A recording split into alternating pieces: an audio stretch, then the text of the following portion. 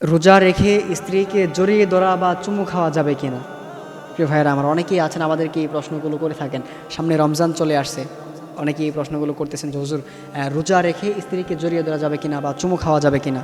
প্রিয় ভাইয়েরা আমার, আপনাকে মাথায় রাখতে হবে, আপনি যখন আপনার স্ত্রীকে জড়িয়ে ধরবেন, অর্থাৎ আপনি যখন রোজা রেখেছেন, রোজা রেখে আপনি আপনার স্ত্রীকে জড়িয়ে ধরার চেষ্টা করবেন বা চুমু খাওয়ার চেষ্টা করবেন, তখন যদি আপনার মধ্যে দেখা যায় যে একটা যৌন কামনা চলে আসে, অর্থাৎ আপনি আপনার মধ্যে একটা উত্তেজনা চলে আসে, সেই ক্ষেত্রে আপনার কিন্তু রোজা কিন্তু ভেঙে যাবে। এটা মাথায় রাখতে, আপনি যদি ইচ্ছাকৃতভাবে, আর সাধারণত এটা তো ইচ্ছাকৃতভাবেই হয়, ইচ্ছাকৃতভাবে আপনি যদি উত্তেজিত হয়ে যান, তখন কিন্তু আপনার রোজাটা ভেঙে যাবে।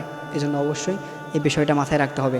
অনেকেই আছেন এই ভুলগুলো করে থাকেন, যে রোজা রেখে স্ত্রীকে জড়িয়ে ধরেন। হ্যাঁ, আপনি ধরবেন, সমস্যা কি? আপনি রাতের বেলা যখন রাতে ঘুমোতে যাবেন, রোজা ভেঙে ফেলবেন, তখন আপনি আপনার স্ত্রীকে জড়িয়ে ধরবেন, তখন আপনি আপনার স্ত্রীকে চুমু খাবেন, সমস্যা নাই। কিন্তু আপনি দিনের বেলায় রোজা রেখে আপনি এটা করতে যাবেন না।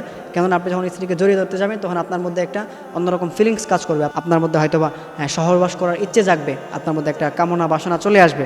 এই জন্য অবশ্যই রোজার সময় এই জিনিসটা থেকে একটু বিরত থাকবেন, এটা থেকে একটু দূরে থাকার চেষ্টা করবেন। কেননা রোজা হচ্ছে একটা ফরজ বিষয়, আর আপনি যদি এই ফরজ বিষয় লঙ্ঘন করেন, তাহলে কিন্তু অবশ্যই আপনাকে শাস্তি ভোগ করতে হবে, আল্লাহ তাআলার কাঠগড়ায় আপনাকে দাঁড়াতে হবে। আপনাকে একটা রোজার বিনিময়ে কিন্তু আপনাকে 60 দিন রোজা রাখতে হবে।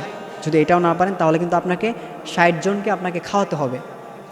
আবার যদি এটাও না পারেন, তাহলে আপনাকে একজন গোলাম আজাদ করতে হবে।